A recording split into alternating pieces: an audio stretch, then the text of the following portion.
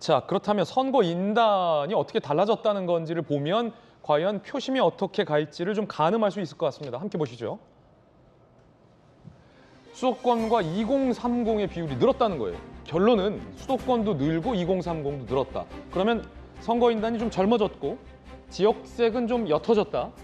그리고 꼭 그렇다고 할 수는 없지만 어쨌든 어떤 중도 쪽으로 좀 많이 어떤 이념의 스펙트럼이 좀 움직였다. 이럴 가능성이 있다라는 것도 분석이 되고 있습니다.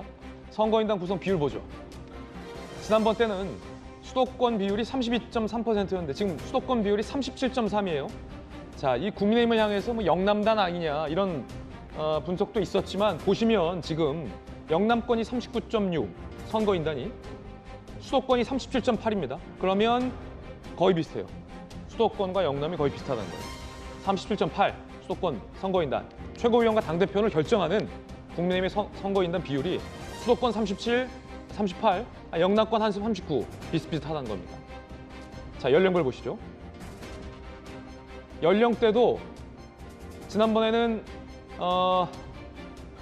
50대 비율이 30.6이었는데 50대 비율이 25.6 그리고 2030의 비율이 늘었습니다. 10대, 20대가 3.9였는데 지금 10대, 20대가 7.8, 30대가 7.7이었는데 30대가 10.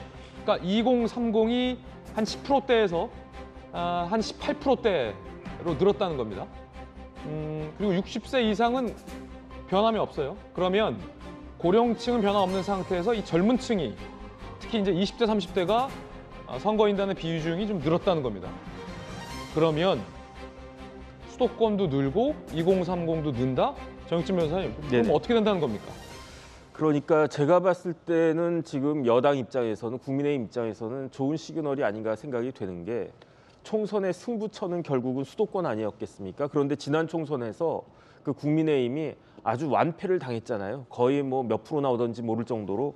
그런데 선거인단이 늘었다라고 하는 것은 이번 선거인단은 당원만으로 하니까 수도권에서 당원이 많이 늘었다는 이야기인 것 같고 그렇다라고 하면은 내년 총선을 위해서 나쁜 시그널은 적어도 아닐 것이다라는 생각은 들고 이번 판에서 누가 유리할지 유불리를 좀 잘 따져봐야겠군요. 그런데 제가 봤을 때 김기현 후보 같은 경우는 뭐 울산 그렇게 영남 쪽에서 그 계속 정치 활동을 하셨던 분인데 반해서 안철수 후보 같은 경우는 지금 지역구도 그 분당이고 그 이전에도 서울에서 그 국회의원을 하셨으니까 일견 보기에는 안철수 후보가 유리할 것처럼 그렇게 판단은 되는데 또 당원들의 마음은 어떨지 그거는 뚜껑을 열어봐야지 되지 않을까 그런 생각이 들고요.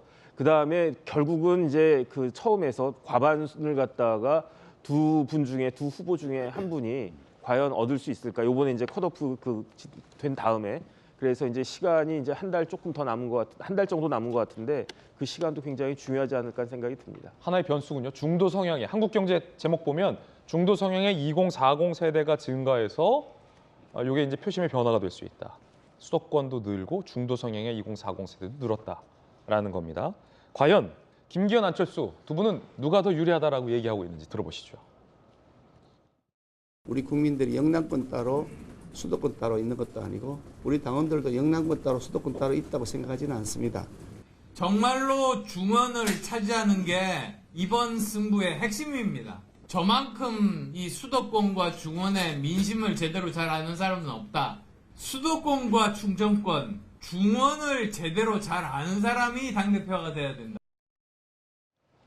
수도권과 영남은 따로가 아니다라는 김기현 의원. 수도권을 잘 아는 사람은 나다라는 안철수 의원. 과연 누구에게 더 유리할지 궁금합니다.